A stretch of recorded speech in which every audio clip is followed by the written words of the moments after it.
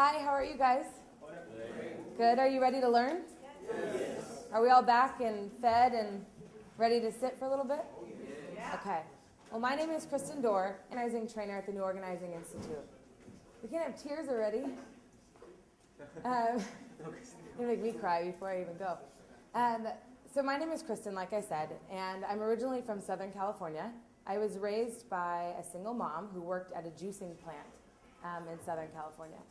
And one of my favorite people in the entire world growing up was my dad. He was awesome. I actually just got a letter from him today. He was asking me if I could create him a Facebook page. He's like, thinks he's so hip. I'm like, no, I'm not going to create you a Facebook page. And my dad was one of my best friends. So when I was 9 years old, I got a call from him, and he said, you know, I made a mistake, and unfortunately, I'm going to have to go away for a while.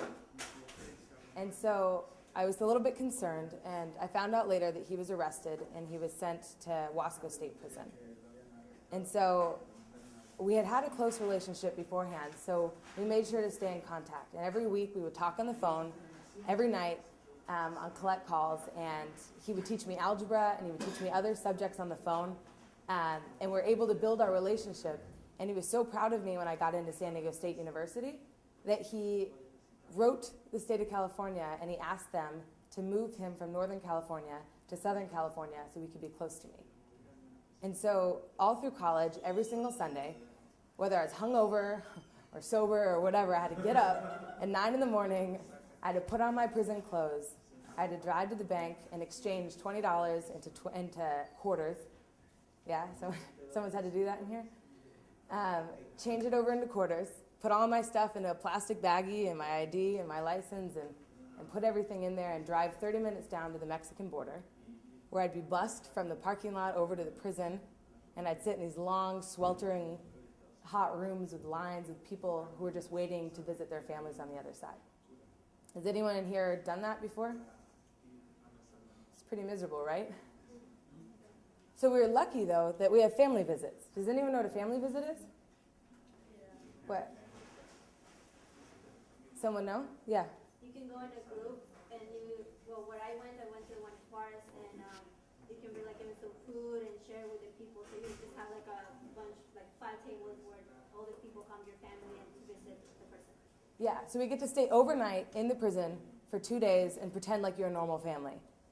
And so I was very excited every year for Thanksgiving and Christmas. I would drive down, and my dad and I would have our family visit. And one year, I got a letter, and they said that they were canceling our family visit because our relationship was inappropriate. A daughter and a father shouldn't be hanging out like that. And so they canceled our visit, despite the fact that it was against the law. And we had absolutely all the right in the world to be visiting and spending time and building a relationship together. And so my dad and I knew that this was wrong. Like, we have a right to visit. We've been approved for 3 or 4 months now. So we stood up and we fought against the visiting board, and we got our visit reinstated. And so after that, I thought, are we the only families that are going through this? I wonder if anyone else has had these problems. I sit in the visiting room for 6 hours every Sunday. I'm sure there's other people who have had problems. So I started watching. And I watched mothers that were driving 8 hours from Sacramento with their kids who would be turned away because they wore flip-flops. You can't wear flip-flops in prison. Apparently that's a danger. And I watched all these families that were consistently having to live with these rules that didn't work for them. They were just rules for the sake of rules. Have you ever experienced any of those kind of rules? They don't make any sense, but they're just there, and they're made by some people up in an office to try to keep you safe or to keep people in line.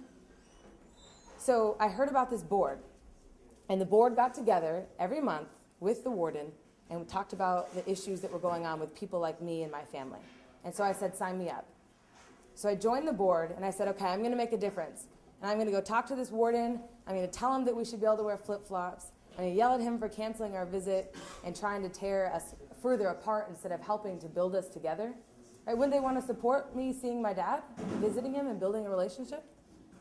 And so I was really excited because for the first time, I saw all these people, just like you and I, young people, old people, who were standing up for themselves, and they decided, I'm going to make my life better, and I'm going to make my family's life better.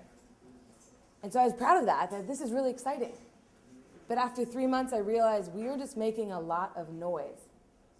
We didn't have a relationship to one another. We didn't have any real goals. We just thought, let's go bitch and complain and hope something gets done. So what do you think happened? Nothing. We accomplished nothing. I think maybe mothers could wear flip-flops, maybe. I think that's all we accomplished. So I was really excited, but I realized we didn't really do much because we weren't organized. And so my father and I continued to visit, and when I graduated college, I joined the Obama campaign. And I flew to South Carolina with one bag. I didn't know what I was doing, never done it before. And I said, all right, put me in, coach. Like, I could do this. And I realized for the first time that this is what organizing is. There was people who volunteered on the Obama campaign, or knocked on doors, or did anything with the Obama campaign. So there was teams, right? Teams of people. There were volunteers who had relationships with one another. They were committed to one another, and they had a goal. What was their goal? Elect Barack Obama. And did we reach that goal? Yes, we reached that goal. And so I realized that this model of engaging normal people like you and I, who have never done it before, and just teaching them how to do it, that works, and we can win if we just learn how to do that. And so we wrote this book, and we wrote this manual that you have in front of you to teach other people how we could do this and how we could start learning. And so that's why I'm here. I know that I want to start teaching you guys how we did it so we could start winning on immigration reform. But I need to know when we go into this learning, it's going to be a lot of stuff you're going to learn. It's going to be new. I need to know why you guys are here. And so you talked briefly together earlier for a few minutes. Can I have two people share why they're here? Why they decided to come? Hungover or not? Saturday morning? No one? Yes.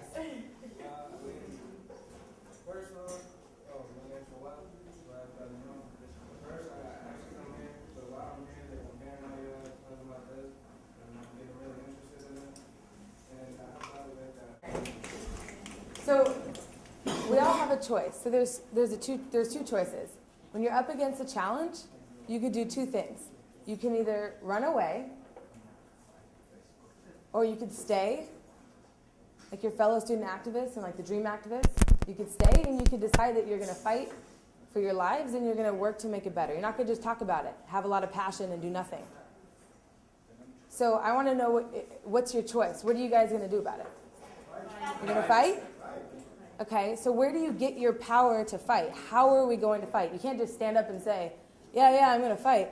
I'm really good. I'm going to fight. So what are the ways that we can do it? Are we going to fight with weapons? No.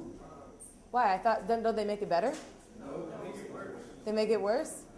Have you guys seen people in your communities fight with weapons? Yeah? Okay, how about TV ads? Right? Yeah, let's fight. Do you want to fight with TV ads?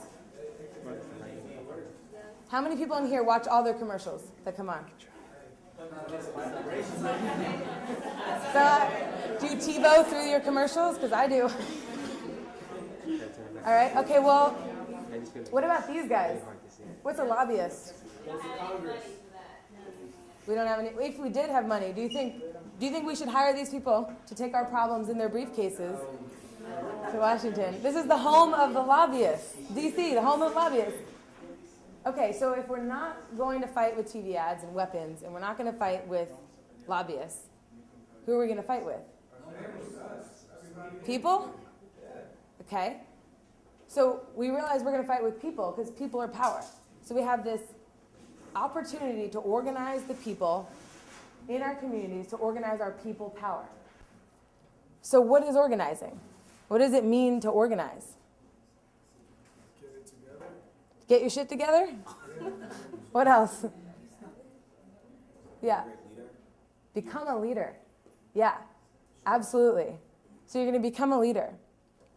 So in organizing, it's simple. We don't need to overthink it. You're organizing the people who are around you, and you're going to build power so that you can go up against the people who have the power, and you can make them make changes for what you want. That's all organizing is. I thought too much about it when I joined the Obama campaign. I said, I don't know how to do this. I didn't go to school for it. I studied communication. I don't know how to organize people. I don't even know about politics. And I was taught that all I have to do is start talking to people and start organizing them and share my story.